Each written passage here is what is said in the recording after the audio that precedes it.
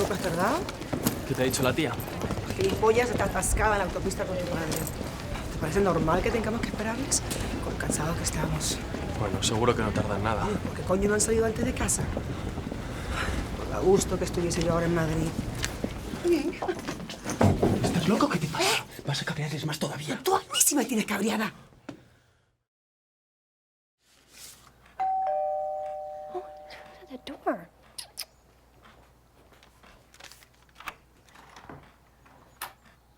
Good morning. I'm Stephanie Miles, District Attorney of Henderson County. Is Matthew Palmer home? Yes, I'm his wife. Is there a problem? I need to speak with him about an arrest he made 3 days ago. Get your hands against the wall. I said get your hands against the...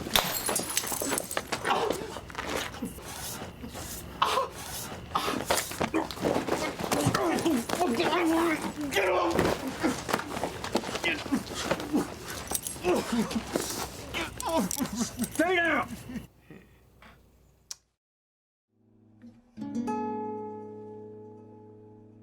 Se llama Edén, como el paraíso de la Biblia.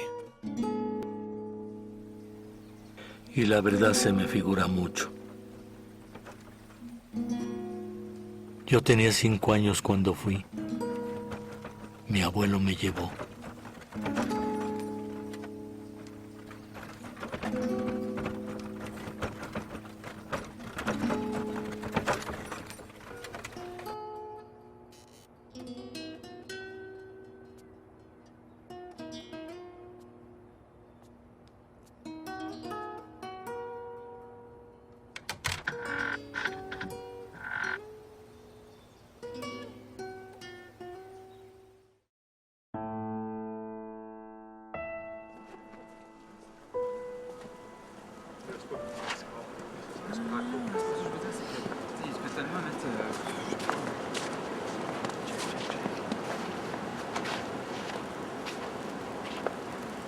Ça va? Qu'est-ce qui s'est passé? T'as-tu eu un accident? Hey, t'as pas l'air enfilé pantoute, hein? Hey, elle a pas l'air bien. Es-tu capable de dire ton nom? Comment tu t'appelles? Hey, c'est quoi ça? C'est son collier? Hey, ta blonde a volé son collier, man. Marie, qu'est-ce que tu fais? Come on. Vous auriez fait pareil à ma place. Pourquoi vous l'avez amené ici d'abord si c'était pas pour y voler ses affaires? T'es-tu folle? Christ, t'es une voleuse! Hey, va chier, mon gars! Tu vas pas me faire la morale à soir? Bueno, buenas noches y gracias a todos por acompañarnos el día de hoy, Martín y Sergio. Yo quería empezar con una pregunta acerca de qué criterios y qué elementos utilizaron a la hora de crear sus cortometrajes. Realmente Inside the Box es una consecuencia de ida y vuelta. Ida y vuelta es una historia que concibo en un momento en que quería explorar un tema muy interesante que es el de revelarle a tus padres quién eres, ¿no? En este caso yo estaba interesado en contar la historia de la salida del armario, compartir con tus padres tu homosexualidad, que es un proceso que puede llegar a ser muy doloroso. Se me hacía que es un proceso que había visto ya muchas veces en el cine y estaba buscando alguna metáfora. Cuando estaba en ese momento explorando el tema del secreto familiar, revelar este tipo de confesiones, leí un artículo en el periódico que un profesor americano había sido deportado de China, iba a la Universidad de Beijing a dar una conferencia y había sido deportado porque tenía el VIH. Y dije, ¿cómo? Digo, o sea, si tienes el VIH no te admiten en determinados países. Y entonces veo como que hay muchos paralelismos entre tener el VIH y ser homosexual, porque ambos son condiciones completamente invisibles. Si eres negro, si eres latino, si eres mujer, son cosas que se ven desde fuera. Tú entras en un bar, en un sitio público y todo el mundo puede ver esas características. Pero la gente con un VIH es invisible, igual que la gente homosexual. No sabes hasta que no te lo cuentan, ¿no? Entonces, por eso hay tanta gente homosexual que lo vive la homosexualidad en silencio, de la misma manera la seropositividad. Y entonces me pareció muy interesante explorar, porque era un tema político que me llamó mucho la atención, una injusticia legal estudié Derecho, entonces a mí el tema de las leyes me gusta mucho. De hecho, creo que acabé dedicándome al cine para legislar desde el cine o intentar cambiar las leyes desde el cine. Entonces, bueno, pues la primera idea era una madre y un hijo de Estados Unidos yendo a China. Y en ese proceso iba a ser el hijo detenido en la frontera y entonces le iba a tener que confesar a su mamá que tenía el VIH. Esa es la razón por la que le deportaban. Pero, claro, cuando empecé a desarrollar el proyecto, me decían, yo estaba en Los Ángeles, en UCLA, me decían, David, o sea, ¿cómo vas a encontrar un aeropuerto chino? ¿Cómo lo vas a decorar de chino? O sea, luego tú no sabes chino, ¿cómo vas a dirigir actores en chino? Todo eran problemas de producción, tal. Me puse a investigar, resulta que Estados Unidos tenía la misma ley. Y dije, perfecto, pues entonces de España a Estados Unidos. Y entonces ahí fue como lo cambié. Y bueno, y mejor, porque así pude trabajar con actores en español que tenía muchas ganas yo de trabajar en mi propio idioma. Y de ahí, pues haciendo research, descubrí muchísimas leyes que discriminan a la gente con VIH. Y la siguiente ley que me pareció, bueno, alarmante es que en muchos estados de Estados Unidos, si tienes el VIH, todos tus fluidos corporales son considerados como un arma letal. Entonces, si tú escupas a alguien, es como disparar a alguien. Entonces empecé a leer casos de, por ejemplo, este caso, el cortometraje Inside the Box está inspirado en un caso real, un homeless que fue detenido en Dallas por un policía. Estaba un poco borracho el homeless, le escupió al policía y el policía sabía que él tenía VIH, no me acuerdo en qué circunstancias sabía que tenía el VIH, entonces el policía lo reportó. Obviamente un policía muy ignorante porque no puedes contraer el VIH por la saliva. Y el juez, basándose en leyes obviamente de la época de Reagan, ¿no? De la época de los 80, en la que no había completamente ignorancia, claro, sentenció al homeless a 35 años en la cárcel. Lo sentenció en el 2008, sigue en la cárcel por haber escupido a un policía. Y claro, son leyes que a nadie le interesa cambiar porque no te dan votos, ¿no? ¿Quién va a cambiar una ley así que ha quedado anticuada? La ley, ahora Obama ya sí que quitó la restricción y ya sí que puede entrar la gente con VIH en Estados Unidos. Esa es la razón porque todas las Naciones Unidas están en Nueva York, pero el único departamento que es ONU-SIDA está en Holanda, porque no dejaban entrar a los seropositivos cuando había reuniones. Entonces, sí, pero todavía hay. Entonces, pues esa fue un poco la exploración. Obviamente a mí lo que me interesa contar desde un punto de vista pues, de naturaleza humana es el secreto, ¿no? Siento como que yo personalmente como homosexual me crié ocultando mi orientación sexual en mi ciudad de donde yo vengo, Salamanca, que es una ciudad muy conservadora, muy católica, venía de una familia también muy conservadora. Entonces tuve que ocultar mi orientación durante los primeros 18 años de mi vida. Y eso te genera muchísimas dudas, muchísimos miedos, temores, tabús. Entonces me interesa explorar en mis historias el miedo que sentimos a ser rechazados por ser quienes somos. Y es un poco, por eso los dos protagonistas en los dos cortometrajes mienten sobre sí y encima mienten a su ser querido, a su mujer o a su mamá. Qué intenso me he puesto. Interesante, la verdad. Primero que nada, muchas gracias a todos por estar acá. Gracias, Pilar, qué gusto que nos toque en esto. Qué privilegio compartir con un cineasta como tú. Muchas gracias. Y también, por supuesto, a la universidad y a Stephanie por el gran trabajo a cargo de la escuela. Quisiera decir que no es un detalle menor a considerar, dado lo que estás mencionando, que en este momento tengamos una sala llena para ver los cortometrajes de dos directores abiertamente homosexuales. Vamos a decir que nuestras historias de alguna forma, si bien en mis cortometrajes no hay una cosa abiertamente gay, hay un factor importante. De hecho, y a mí me parece muy curioso porque cuando él habla de estos cortometrajes y menciona el tema VIH y demás, una de las principales inspiraciones, si no la principal para hacer Edén, el primero de los cortometrajes míos que vieron, bueno, el primero en general en realidad, era precisamente el VIH, porque a nivel símbolo estaba yo hablando de una persona que era discriminada por una razón completamente absurda, porque en realidad En realidad la planta era una metáfora de, no necesariamente el VIH, pero sí este mal que de alguna forma es imposible que se transmita a alguien y que de cualquier manera genera cierta incomodidad social, de tal forma que lo van expulsando, porque una cosa que a mí me parece fascinante es explorar la condición humana, pero la condición humana contradictoria, la condición humana de no las partes necesariamente que podemos ensalzar más, sino las que más nos avergüenzan. Así que en el caso de Edén, como la ignorancia, es que hablamos básicamente de lo mismo en estos casos, como la ignorancia realmente muchas veces basada en criterios de fe, porque hay un tema de un cura, hay un tema de, es decir, a mí el tema de cómo una persona puede ser rechazada, pues que también me afecta. Yo también soy homosexual y también sé lo que es vivir con miedo. Hace mucho que ya no, por fortuna, pero sí que lo sé, sí lo he vivido.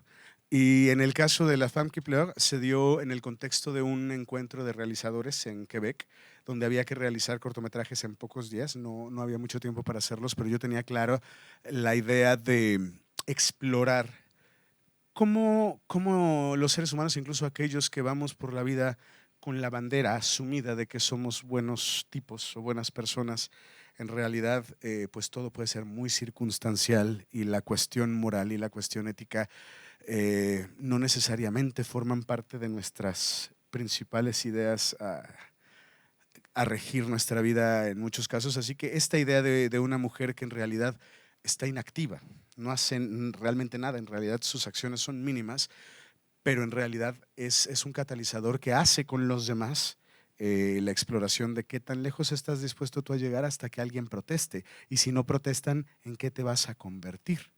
Así que en ese sentido, pues básicamente me interesan estos temas de exploración de lo humano y de lo contradictorio, porque ojo, en ese corto en particular, los personajes comienzan con un legítimo intento de ayudarla. El tema es que como ella no hace nada, hay que ver en qué nos convertimos cuando no hay freno. Porque de momento, y uno tiende a pensar, es que las leyes, es que la iglesia y todas estas cosas que de alguna forma nos van poniendo lineamientos, pero al final de cuentas yo también pensaba el otro día, es cierto que la iglesia pues le podemos atribuir muchas cosas, pero de alguna forma es una de las únicas cosas que mantiene cierto orden, porque alguna gente que va matando por allí, la única vez que ha oído no matarás es en una iglesia. Así que es un poco complicado porque al final de cuentas hay tantas conductas que no sabemos controlar nosotros, que medio las rigen las instituciones un poco para tener un poco de control, pero al final del día lo que es bonito y lo que es interesante, pues sí, lo que decía David, legislar desde las películas para intentar construir una conciencia un poco más dispuesta a abrirse a estas cosas y ver qué podemos cambiar. Con eso decía en el video promocional al principio de la proyección que se puede cambiar el mundo con el cine, y esto es algo que es verdad, a lo mejor no de golpe, pero poco a poco, cambiando conciencias. Y me gustaría tomar un segundo para decirles que los 2 cortometrajes que vieron fueron producidos por Edgar Barrón, quien además es parte de la escuela y es parte de los profesores, así que un aplauso para él, por favor, que está allí. Un compañero de miles y miles y miles y miles de batallas y de muchas películas que hemos hecho juntos, así que qué bonito que estás acá y estamos. Así que al final cualquier cosa, si le quieren preguntar también a él, pueden hacerlo. Felicidades, Edgar. Bueno, Claro ahora que sí. me surgió otra pregunta de ¿qué retos y desafíos tuvieron ustedes a la hora de realizar sus cortometrajes y a la hora de escribirlos? Bueno, perdonad, como antes no he dado las gracias ni a Stephanie, ni a la escuela y a la universidad, así que gracias a todos los que han hecho posible este evento y muchas gracias a vosotros por asistir, que si no estuvierais aquí no sería posible. Y qué placer compartir contigo. Igualmente. Tu corto, espontáneo. tu corto La mujer que llueve, que llora, perdón. Me recordó un poco, ahora que estabas comentando de la inspiración, me recuerda un poco a cómo tratan los personajes, al personaje de Nicole Kidman en Dogville. En Dogville, sí, totalmente. Y también y luego Edén, tan realismo mágico, te dije, que me recordaba un poco a Pedro Páramo. Sí. Oye, estoy muy contento de que esto nos haya tocado juntos. Muy en mexicano. particular. Como que a nivel discurso está bien. Pues a ver, ¿qué retos? Pues a ver, rodar en un aeropuerto no es fácil. Entonces, desde el momento en que yo entro en la clase de cine y digo, quiero hacer un cortometraje que sucede en un aeropuerto, todas las caras se giran hacia mí, mi profesor me mira y me dice, ¿con qué presupuesto? ¿En qué aeropuerto? ¿Cómo vas a cerrar una terminal? Y de pronto empecé a investigar con mi productora y efectivamente, o sea, era imposible. En Los Ángeles hay 15 aeropuertos, pero cerrarlos está entre 10.000 y 25.000 dólares para que puedas tener un sonido decente, ¿no? Entonces, por 6 horas. Entonces, y por mi plan de rodaje necesitábamos como mínimo día y medio. LAX, que es el Aeropuerto Internacional de Los Ángeles, concede un rodar gratuitamente a los estudiantes solo un día, pero no te cierran nada. Entonces, olvídate de rodar cualquier escena de diálogos, no se va a escuchar nada, la calidad va a ser muy mala, vas a tener que doblarlo todo. Y de pronto, ¿qué sucedió? Pues un milagro, la huelga de guionistas. En el 2008, que es cuando rodamos el cortometraje, terminamos el 2009. La huelga de guionistas que sucede en el 2008, no sé si llegaron las noticias aquí, pero bueno, el sindicato de guionistas de Hollywood es muy, muy potente. Cuando se pone en huelga no se puede rodar nada. Ellos no cobran, pero nadie cobra y nadie trabaja. Se cierra todo. Entonces, en el aeropuerto de Ontario, por suerte, es un aeropuerto internacional que tiene una terminal muy vieja, por eso se ve así tan antigua. Ahí se rodó El Graduado, se rodó Alias, se rodaron muchas series. La única razón por la que mantienen esa terminal abierta y no la renuevan es porque ese look lo utilizan para alquilarlo para muchas producciones y gana mucho dinero ese aeropuerto de ahí. De pronto, esa terminal que solo tiene un vuelo al día estaba sin utilizar por la huelga de guionistas. Y entonces llamamos y nos dijeron, mira, como lo tenemos sin hacer nada, os vamos a hacer un precio tiradísimo para ayudaros y ya está. Y así fue una gran casualidad. Porque esto intentarlo hacer consideramos hacerlo en un soundstage, pero es imposible, es tan caro que para que realmente parezca creíble. Eso fue un gran reto. Luego parece que no, pero fue un gran reto para mí encontrar una actriz española que hiciera de madre. Porque hicimos casting allí en Los Ángeles y para mí era muy importante que el hijo y la madre vinieran de España. Porque, bueno, primero porque me tocaba más de cerca, soy de España, pero también porque, bueno, se hacía un viaje mucho más lejano, ¿no? Ser deportado desde Estados Unidos a España que de Estados Unidos a México. Entonces, por eso, una vez que ya conseguimos a Eloy Azorín, que se fue fácil de conseguir, porque como trabajé en El Deseo, él estuvo en Todo sobre mi madre, es el niño que muere al principio. Entonces, a través del Deseo conseguí contactarle. Pero la mamá era imposible, o sea, no encontramos ninguna actriz de 50 y pico años en Los Ángeles que hablara español de España. Porque claro, las que lo hablan y que son buenas actrices no están interesadas en hacer cortos. Y no solamente eso, que realmente nadie podía hacer ese acento, ¿no? O que te lo pudieras creer. Y nada, pues El Deseo nos puso en contacto con María Conchita, que se sintió generosa y la invité a cenar y bueno, ahí utilicé un poco mi encanto, ¿no? Creo. Y entonces, nada, y bueno, vivía en Los Ángeles, entonces fue fácil. Fue el casting, yo creo, de lo más complicado. Que el casting, honestamente, os digo a todos los estudiantes, antes de rodar una película con un mal casting, no la rodéis. O sea, si no estáis convencidos al 100% de que tenéis los actores que van a hacer vuestra película, que van a hacer vuestros personajes, no os lancéis a rodar. O sea, mejor rodar otra cosa. Y ya sé que a veces es difícil porque cuando ya tienes el dinero, la financiación asegurada, como dices que no es, ¿verdad? Pero es que nadie se recupera de un mal casting. Es imposible, es la mitad de la película. Y en el otro, en Inside the Box, el reto fue... Uno de los grandes retos fue, por ejemplo, toda la escena de la pelea, de las escenas de exteriores, ¿no? En el bar, todo sucedió en la misma zona. Esto fue en Lancaster, que es un pueblo que está a las afueras de Los Ángeles. Hacía un frío tremendo, increíble. Y fue muy, muy duro ese rodaje. Y en el interior, pues recuerdo, por ejemplo, que rodar con un bebé es tormentoso. Por muy poquito que sea, porque hay unas leyes muy estrictas, laborales. Un bebé, depende de cuántos meses tengan, solo pueden estar determinados minutos delante de la cámara, etcétera, etcétera. Entonces tienes que estar muy bien organizado. Y luego, bueno, pues fue como un poco overwhelming dirigir también a Regina, ¿no? Que di la casualidad de que estaba conmigo en un taller de dirección, no te lo pierdas. Estuve en un taller, en un programa de directores de ABC Disney. Ella quería empezar a dirigir televisión y me seleccionaron y ella también estaba seleccionada. Y nos conocimos ahí y como que yo me vendía a ella como que ella tenía mucha experiencia de dirección y tal. Y entonces la convencí para tomar un café y charlar de director a director y tal. Y ahí es cuando le dije, oye, estoy haciendo un corto, ¿qué te parece si te vienes un día al set y tal? Y así fue como la convencimos. Pero sí, para mí siempre de los mayores retos suele ser el trabajo con los actores, ¿no? Luchar siempre por que os den tiempo para ensayar. No sé cómo funciona aquí, pero en Estados Unidos un día de ensayo es un día de trabajo. Entonces tiene que entrar dentro del presupuesto de la película. Y muchos productores, para ahorrarse ese dinero y pagar menos al actor, no te pagan ensayos.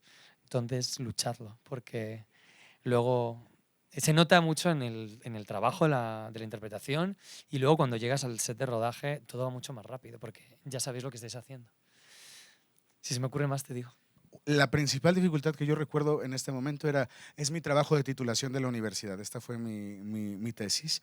Así que era un poco complicado porque no todos los alumnos filmaban o dirigían su tesis, entonces había que convencer a un grupo de compañeros de que esta era la idea buena para que se unieran a mí y encontrar algún otro grupo, bueno, en fin, que fortaleciera el caso. Pero después el reto es que nosotros filmábamos con una cámara de Super 16 milímetros y no teníamos video assist. ¿Esto qué quiere decir? Que nosotros teníamos que mirar en la cámara, dejar el cuadro listo, presionar el botón y hacer todas las oraciones del mundo para que aquello…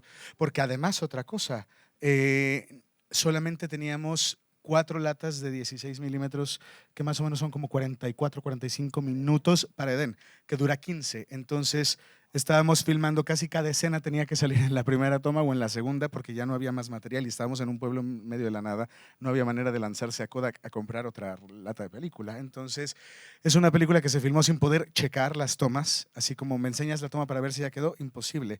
Era un acto de fe completo, pensar, ok, ya tenemos la toma, ya la hicimos. ¿Estás seguro que ya está? Sí, ok, nos vemos en 2 semanas cuando el laboratorio diga si todo salió bien. Que ya habíamos tenido la experiencia de que en algún momento nos habían mandado un reporte diciendo se veló tu película con otro cortometraje. Así que sí daba mucho miedo. Ese fue uno de los primeros obstáculos. Como filmar una película a ciegas, sin poder ver en monitor y sin poder ver un playback, es un poco complicado. Era complicado el burro, ¿no? No se dejaba, no cooperaba. Edgar tiene muchas historias de él con el burro tratando de… No se le maltrató ni nada. Somos muy enemigos del maltrato animal. Y por otro lado, ¿qué otro reto? Bueno, pues en realidad cualquier situación que se filma en exteriores luego puede ser un poco agreste. El sol es a veces nuestro amigo, a veces no. Pero en realidad, salvo el burro y filmar a ciegas con poco material en medio de la nada, yo no lo veo problemático. Eso. Buenas noches, muchachos. Es admirable conocer gente de la envergadura que tienen ustedes y tratar de acaparar todo lo que nos pueden decir. Para nosotros es bien importante. A mí realmente me surgen 2 preguntas, si me permiten hacerlas. Y la primera es con el tema del presupuesto. ¿Mucho del presupuesto que ustedes obtuvieron salieron de sus propios fondos o sí buscaron organizaciones que los apoyaran? Y la otra que me parece que, por lo menos en mi caso, me ha sido muy difícil, es transmitirle al crew, a las principales cabezas, a arte, a fotografía principalmente, a veces temas tan privados como estos que ustedes mencionan y que la fotografía pueda tener esa esencia que andan buscando. ¿Cómo se preparan para eso, verdad? Con arte, vestuario, porque en realidad al final queremos estar en todos los campos involucrados, ¿verdad? Pero ¿cómo hacen para prepararse y poder que ellos entiendan en esencia lo que ustedes quieren transmitir?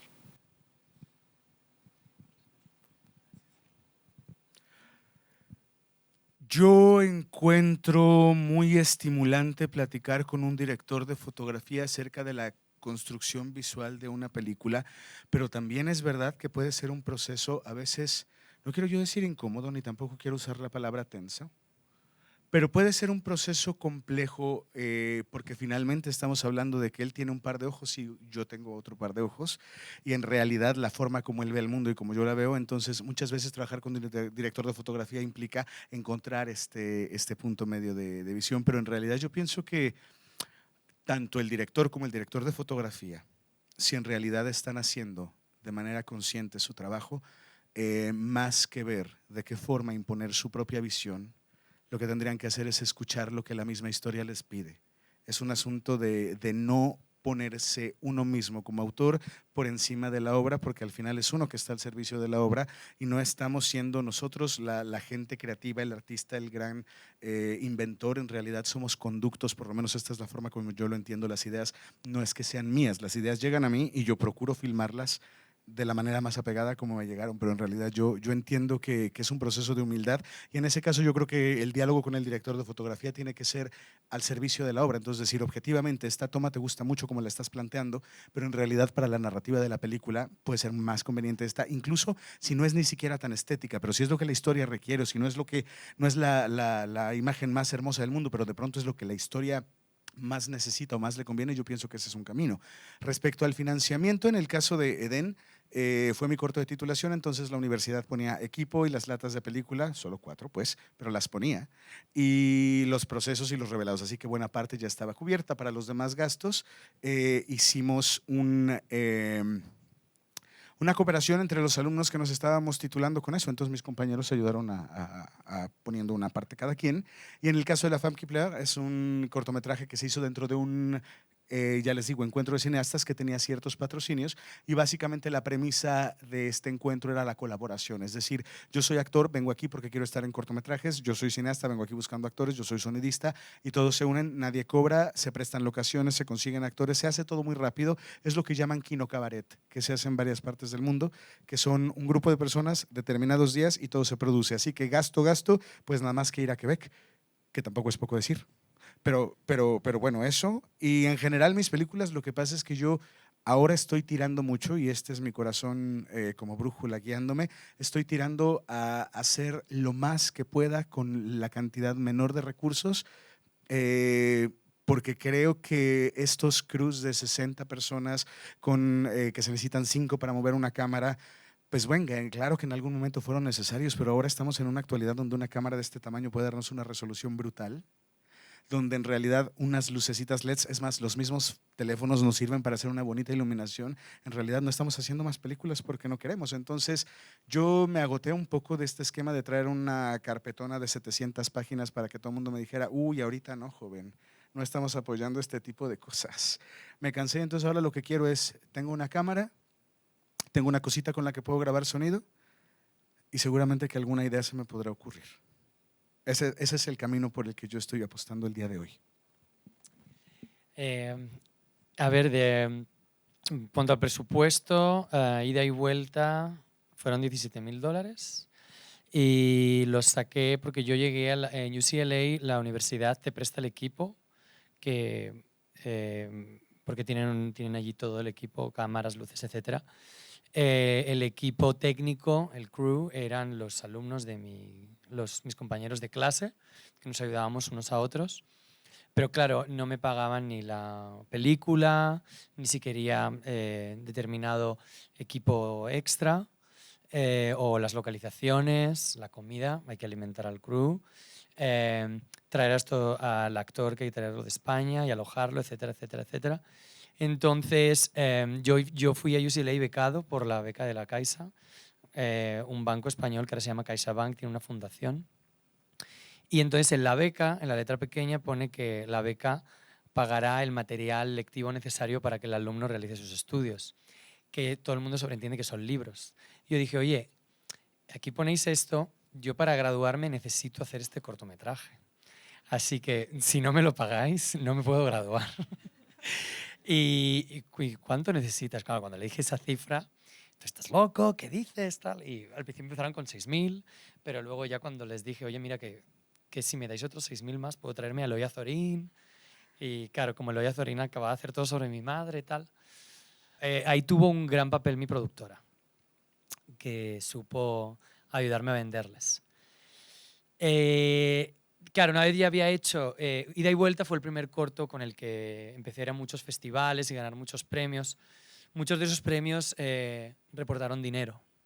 Y entonces con un cortometraje que gana muchos premios, puedes llegar a hacer dinero. Entonces yo ahorré ese dinero y lo reinvertí en Inside the Box. Y en Inside the Box yo aporté ese dinero, pero Inside the Box ya es más caro, ya se ve la factura más cara, ¿no? Inside the Box se costó 40.000. Entonces yo pude aportar del dinero que había recaudado de los... Porque, por ejemplo, Ida y Vuelta se vendió, Televisión Española lo compró, Canal Plus Francia lo compró, luego muchos... Entonces, Canal Plus te paga a lo mejor pues, 200 euros por minuto. La Seminci, el festival de Valladolid, pues paga al corto ganador 3.000 euros. Huesca paga alrededor de 2.000 o 3.000 también. O sea, están muy bien pagados. Entonces, ¿qué es lo que hice con Inside the Box? Con Inside the Box, cuando conseguí a Summer Glau, que es la que hace de esposa, no sé si alguien la conoce, la reconoció esa actriz, es actriz de mucha ficción, de ciencia ficción. Hizo Serendipity, Firefly, Terminator, The Sarah Connor Chronicles. Entonces tiene un fanbase brutal. Entonces, ¿qué hicimos? Hicimos un crowdfunding para financiar este corto, y si nos das tanto dinero es un like en nuestra página o un shout out en nuestra página. Si das como más de 100 o de 200 o tal, pues te enviamos una copia del guión firmada por Summer Glau. Entonces muchísima gente querían tener una firma de Summer Glau, le hacía ilusión, y con el crowdfunding, por eso hay una lista de créditos de agradecimientos tan larga al final. Con el crowdfunding conseguimos recaudar más de 10.000. Y los como 5.000 que faltaban llegaron porque conseguimos un inversor al que le dijimos que con Ida y Vuelta habíamos ganado tanto dinero en premios y que confiábamos que con el prestigio del anterior corto, más que ahora contábamos con actores más conocidos, íbamos a ganar tantos premios. El inversor, como inversor que es, está tomando un riesgo. Y bueno, se lo vendimos bien y le gustaba la temática. Obviamente, la gente que invierte en cine, que no tiene nada que ver con el cine, pero que tiene dinero, pues si inviertes pues porque le gusta el cine que haces o le gusta la temática que haces. Y este era un chico que había diseñado un software, tenía mucho dinero, lo había vendido ese software a Microsoft y le pedimos 5.000, que para el 5.000 son como 10 euros. O sea, no es nada. Y entonces, bueno, y lo invirtió y se lo devolvimos. Se lo pudimos devolver porque ganamos premios que generaron cierto dinero. O sea que así fue un poco, ¿no? Ten en cuenta que el mundo del cortometraje, Palm Springs y Clermont-Ferrand son los dos festivales de cortometrajes más importantes del mundo. Si sois cortometrajistas, os animo a que vayáis. Allí se compran cortometrajes para aerolíneas, cadenas de televisión, plataformas digitales. Solo hay cortometrajes, no hay largometrajes, entonces todo el protagonismo se lo lleva a los cortometrajes. Tiene un mercado enorme los dos festivales, Clermont-Ferrand en Francia y Palm Springs en California, de cortometrajes. Puedes ir allí al mercado, aunque no seleccionen tu corto y lo proyecten, pero puedes ir al mercado para intentar vender tu cortometraje.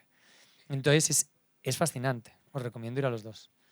Y hay muchas... Por ejemplo, HBO latino está comprando ahora cortometrajes latinos, Netflix está comprando cortometrajes. También, bueno, de hecho en Netflix hay un montón de miniseries que son solo cortometrajes. Y luego Hulu está comprando muchos cortometrajes también.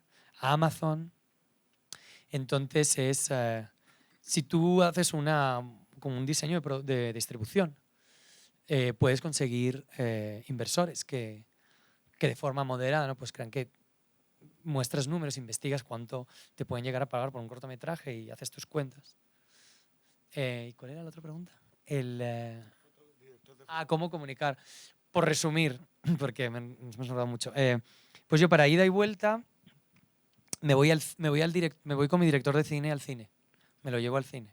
O me lo traigo a casa y nos vemos películas que me inspiran. También me veo las películas que a él le inspiran al leer el guión del cortometraje. Y también me gusta mucho, a mí cada película me gusta mucho inspirarme en algún libro que estoy leyendo. Para Ida y Vuelta me inspiré mucho en El SIDA y sus metáforas de Susan Sontag. Y entonces nos vimos varios documentales que Susan Sontag hacía referencia.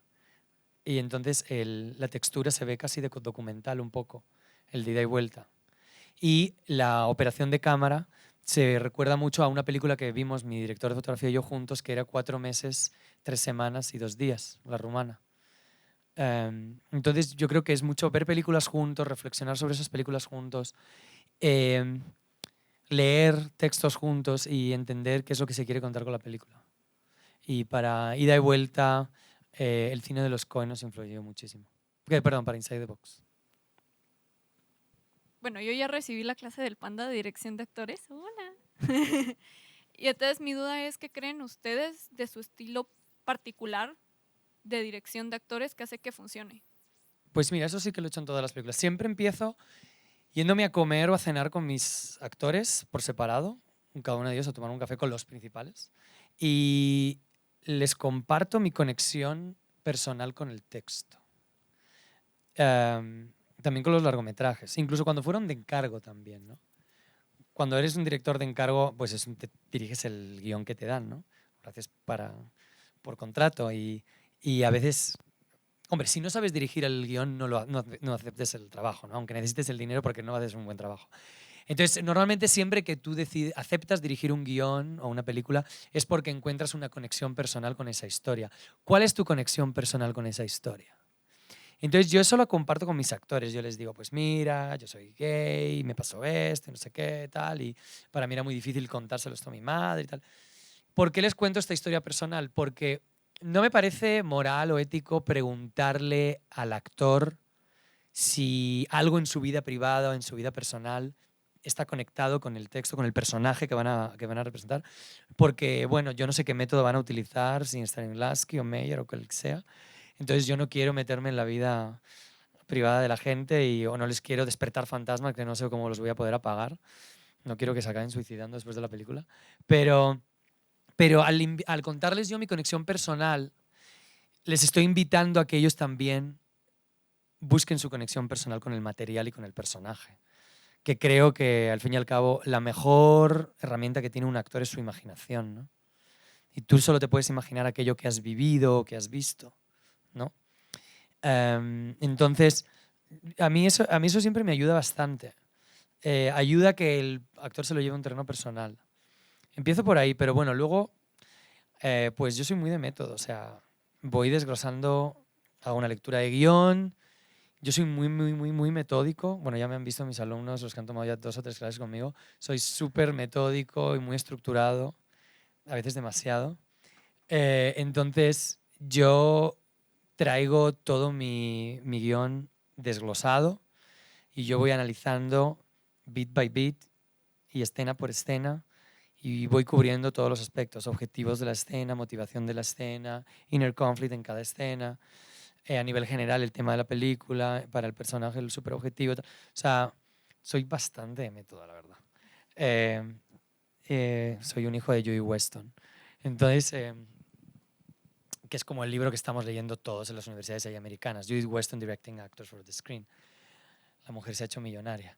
Entonces, pero sí, básicamente esto, ¿no? Y luego, muchísimos ensayos. Soy un gran ferviente de los ensayos, gran ferviente.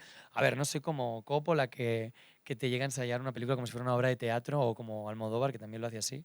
Almodóvar ensaya la película de principio a fin como si fuera una obra de teatro en un escenario, con sus actores, lo cual es una locura. No llego a ese extremo, pero sí, ensayo mucho. No a lo mejor todas las escenas, pero siempre las más importantes. Y bueno, básicamente sería ese el proceso, ¿no? Yo también soy bastante de método. Yo sí monto las películas como si fueran una obra de teatro, de tal forma que mis actores pueden correr todas las escenas de toda la película en el momento y a la hora que sea, y todas las veces les va a salir igual. Pero esto lo hago porque soy un maniático obsesivo, lo cual no quiere decir que ese sea el único camino. Yo voy haciendo lo que le he explicado a mis alumnos con el término fractal. Abrimos una idea, y esta idea es quiénes podrían ser estos personajes, y vamos poniendo candados sobre las cosas que ya tenemos identificadas. ¿Qué sabemos del personaje? Esto ya es seguro, sí. Las cosas que son seguras las vamos bloqueando. Todo lo demás lo vamos explorando. Yo encuentro que los ensayos son fundamentales, para mí por lo menos, porque yo no lidio bien con el estrés y la mala vibra que luego se le pone a la gente cuando los rodajes van accidentados. Entonces, yo por lo menos, si yo ya tuve el tiempo de trabajar con mis actores y puedo desentenderme de esa situación durante el rodaje, pues me siento mucho más tranquilo, porque sé que ellos saben lo que tienen que hacer. Entonces ya puede uno atender las 300 otras tragedias que ocurren en todo rodaje, entonces ya no se preocupa uno tanto. La manera como yo lo hago es ir probando. Imagino que es un árbol. en este árbol de momento hay un tronco y tiene todas las ramas posibles. Pero después yo voy conociendo al personaje, mucho lo conozco a través del texto en el momento de ensayo y voy eliminando, ok, sé que tu personaje todavía no sé qué es, pero sé qué cosa no es. Entonces, como en el Adivina Quién, que lo uso mucho en la clase ahora como ejemplo, vamos bajando todas las caritas de quien no corresponde y poco a poco vamos a dar con la identidad final del personaje, a un punto tal en el que encontramos que cierta prosodia, es decir, la musicalidad del habla, comunica cierta cosa que otra prosodia podría decir una cosa diferente. Entonces encontramos que no es tanto lo que dice el texto, sino lo que a nivel subtextual se está relatando y de qué manera nuestra película se construye, no con lo que se dice en los diálogos, sino mucho más con cómo se dicen, para qué se dicen y qué motiva el personaje. Entonces ya hay un punto en el que esta exploración, ok, ya entendimos al personaje, ya entendimos el contexto de esta escena, ya entendimos este momento en específico, ya entendimos cómo se siente físicamente, ya entendimos a quién le está hablando y por qué, cómo debería decirlo. Y probamos una cosa. Ok, esto me gusta, guárdalo, pero probemos otra cosa. Y probamos otra cosa, y probamos otra cosa, y probamos 1000 cosas. Y cuando ya probamos todo, encontramos qué es lo que más nos gusta. Y les digo, fíjalo. Así va a ser. Porque entre todas las opciones que probamos, esa es la nota que más me gustó. Y lo dejamos establecido. Y se queda allí. Y podemos pasar a otra escena. Y con el tiempo de tanto repetirlas, ya ellos no están pensando ni qué sigue, cuál es mi texto, cuál era mi acción, porque todo esto está muy integrado. En el momento en el que el actor puede desconectar el cerebro consciente de la parte que está buscando, qué tengo que hacer, cuál era mi instrucción, sino que todo esto, yo lo veo como cuando una persona va de su casa al trabajo o de su casa a la universidad todos los días. La primera vez que va, tiene que ir prestando atención para ver por dónde va, por dónde hay que dar la vuelta. Después de muchas veces de hacerlo, puede llegar de su casa a la oficina y se pregunta, ¿cómo llegué yo aquí? Ni siquiera está pensando porque su mente ya está en otro lugar. Cuando el actor ya tiene tan perfectamente interiorizado al personaje, y esto se logra a base de repetición, no hay de otra, como todo lo que es sagrado en la vida, entonces cuando el actor ya está ahí, puede su mente quedar como un receptáculo sagrado que puede recibir la emoción, porque ya no está ocupada pensando en otras cosas. Entonces, mi método está basado en la construcción de una partitura muy concreta, construida con el actor durante varias semanas o meses, si se puede, para un largometraje, teniendo conciencia de que cada elección que tomamos, sea que seamos conscientes de que se está tomando o no, va a tener implicaciones narrativas en la película, de tal forma que a mí me gusta mucho más ser consciente de lo que estoy diciendo y no depender un poco del azar del momento, porque muchos cineastas se sueltan a llegar al rodaje apenas habiendo hablado una hora con el actor o dos y esperan que el actor haya entendido todo y que la espontaneidad, la magia y la inspiración del momento construyan un personaje y llenen todos los huecos que la narrativa está pidiendo, y entonces eso muy rara vez sucede, porque además el actor está con 50 personas, está el sindicato, ya se va el sol, no sé a qué niño le picó una araña, ya no sé qué más cosas pueden pasar, pero todo, y le dice el actor, del director al actor, a ver, hazlo. Ay, no te sale, es que no es eso lo que quiero. A ver, otra cosa, es que tampoco te sale. Y uno dice, es que verdaderamente este no era el momento para hacer esto. Había muchas mejores oportunidades para calmadamente explorar 30 posibilidades y yo decirte, creo que la 28 era la buena. Pero ya con la presión del rodaje. Y entonces lo que tenemos son directores que andan por allí cazando, ¿cómo se dice acá? Guasa, ¿no? ¿Sí? No. Sí, no puede ser. O sea, cazando la suerte de, mira, la cámara estaba corriendo y maravillosamente ocurrió. Ok, ¿la tenemos? Sí, chequea que la tenemos. ¿Por qué no le va a volver a salir? Porque no tiene idea de cómo construyó eso. Porque llegó como llegó. Porque es azaroso. Entonces yo prefiero un poquito más la construcción. Porque así como el músico se pone a ensayar la guitarra antes de treparse a un escenario, yo no veo por qué el actor se espere que mágicamente, espontáneamente, por una palabra que yo mágicamente le diga en el rodaje, se le desbloquea todo. Yo no pienso que eso funcione y lo he intentado algunas veces. Ya no lo intento más. Lo mencionaron un poquito, pero podrían hablar un poco de cómo le ponen precio a un cortometraje. Pues habría que preguntarle a mi productor porque honestamente no sé cómo ponerle precio. La pregunta es ¿cómo se vende? ¿Cómo se tabula el valor de un...? En realidad lo que pasa es que Edgar sabe. ¿Cómo sabemos esto? ¿Cómo sabemos cuánto vale un cortometraje? No sé. Es que mi productor sí está aquí y le podemos preguntar directo a él. Bueno, en algunos casos sí puedes saber. O sea, hay algunas distribuidoras de cortometrajes en Europa y en Estados Unidos y a veces ellos fijan la tarifa, ¿no? Hace rato mencionaba David que, por ejemplo, era Canal Más, es quien fija una tarifa por minuto, ¿sí?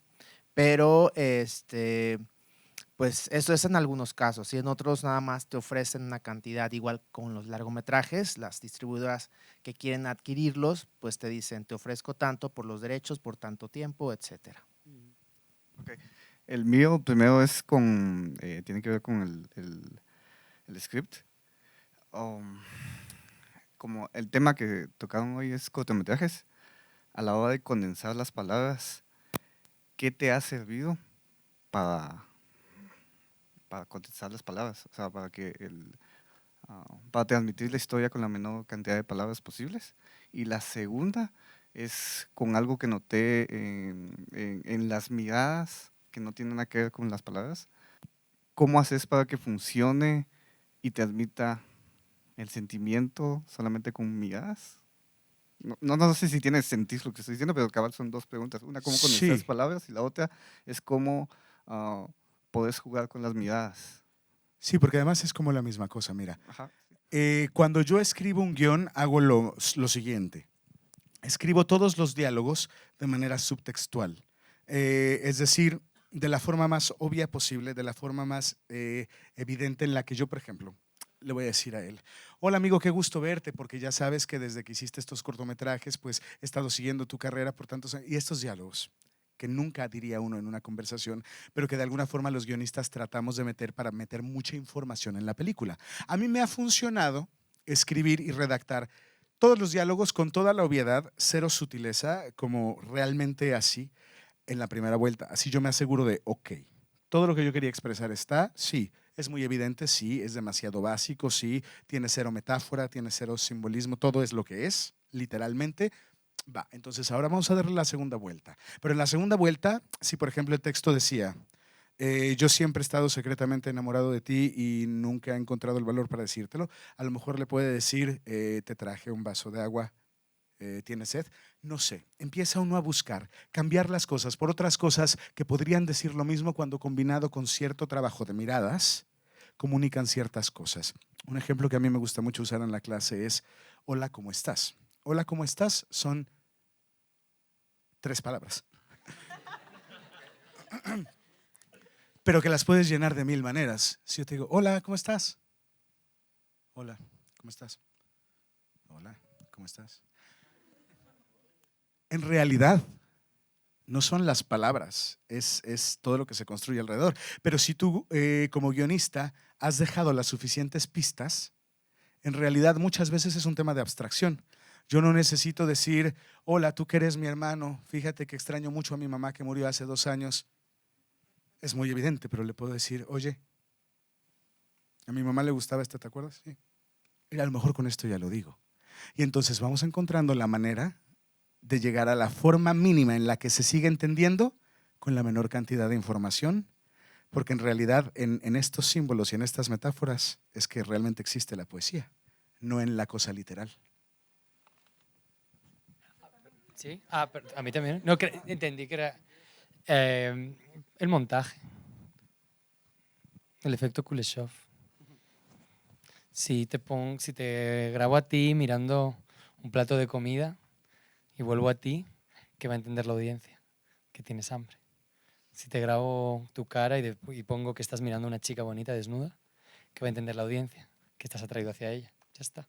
Es el montaje realmente. Las miradas adquieren su significado en el montaje. Y la mejor actuación es la falta de actuación muchas veces. Entonces en el montaje es donde está realmente la construcción de la película. Pero tienes que ver cómo vas a montar la película antes de hacerla para saber cómo rodarla. Yo soy muy montador. No hago storyboards, pero tengo una lista de planos muy rígida y hago un diseño de la lista de planos ya muy preconcebida. Y soy bastante nazi con la posición de la cámara, el movimiento de cámara, cómo ver el corte y tal. Y lo intento explicar lo mejor posible a mi equipo para que pueda aportar, pero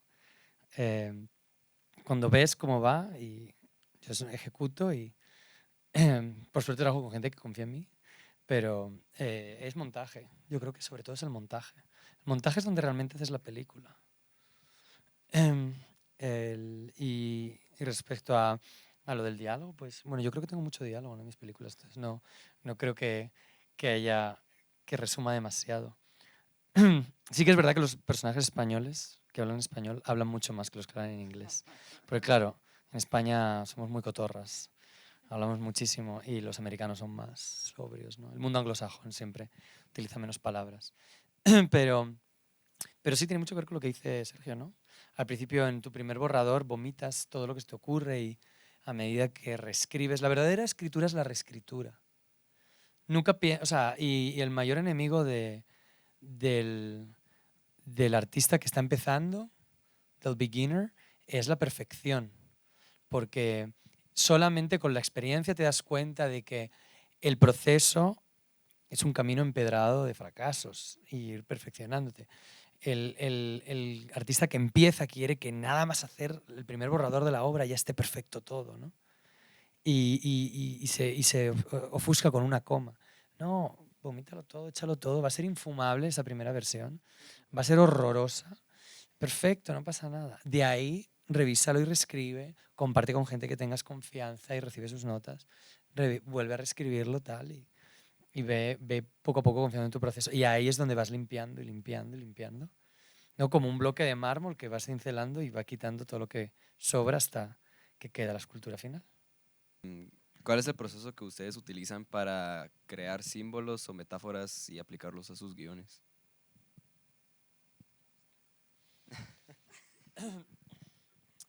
Bueno, para mí tiene mucha importancia las props, los objetos con los que interactúan los actores. Obviamente en ida y vuelta las pastillas son muy importantes y el bote de las pastillas. De hecho hay un plano que es uno de mis planos favoritos, que es un plano contrapicado en el que en el foreground vemos el bote de pastillas y en el background vemos la cara del chico. No sé si sabes cuál te digo. Y en ese momento es una posición de cámara un poco particular, entonces quizá a lo mejor sí que recordáis ese plano. Y la oficial en ese momento levanta el bote de pastillas, ¿no? Y que está un poco, está copiado de un plano de Hitchcock de Notorious, el famoso plano de la taza de té o la taza de café con Ingrid Bergman al lado. Que obviamente Hitchcock tenía más presupuesto y construyó una taza de café enorme y pudo hacer un efecto visual en el que tú ves que la taza de café parece gigante al lado de ella, porque la van envenenando poco a poco con el café que se va tomando todas las mañanas. Y yo no podía construir una botella, pero lo habría hecho si hubiera tenido el presupuesto. Pero el primer plano, el plano de detalle, es lo que te permite, ¿no? Llamar la atención del espectador, llevar la atención del espectador a esos objetos que acaban convirtiéndose en símbolos y describen el personaje y te ayudan a contar la historia. Sin duda, en Inside the Box, ya el título lo dice, es la caja. Abro y termino con la caja. Y para mí la caja en ese caso era un símbolo de la masculinidad, ¿no? Eres un macho, eres un hombre que arregla cosas, trabaja cosas, ¿no? Y luego realmente ese símbolo de la masculinidad realmente lo que escondía era una gran debilidad, ¿no? Que eran las pastillas, ¿no? No sé si estoy sobreanalizando, pero bueno, esa era la intención. Creo que el plano detalle y los colores, ¿no? Las pastillas, no hay ninguna pastilla del VIH que se vea así. De hecho, mi director de arte no estaba de acuerdo conmigo, pero dije, no quiero algo que se vea muy fluorescente, naranja, chillón, tal. Digo, la audiencia no se va a enterar. Nadie sabe cómo son las pastillas del VIH, porque estábamos viendo eso, eran muy feas. Eran blancas y tal. Y luego la caja de herramientas, esa caja de herramientas no existe. Todas son grises y feas, porque son colores como más masculinos, más de hombre, ¿no? Y yo le tuve que pedir a mi directora de arte que la pintara de rojo. Porque era un símbolo muy importante, ¿no? Como estaba escondiendo esa parte de su persona. Yo encuentro que cuando la situación es muy literal. Por ejemplo, yo quiero hablar de un episodio que me ocurrió en determinado momento de mi vida. Cuando yo lo he filmado muy literalmente como fue, me siento un poco insatisfecho. Entonces, vamos a decir, se trata de un chico que está enamorado de otro chico y hay un impedimento o algo. Entonces digo, ¿qué tal que en lugar de ser en época actual, lo mandamos a otro mundo?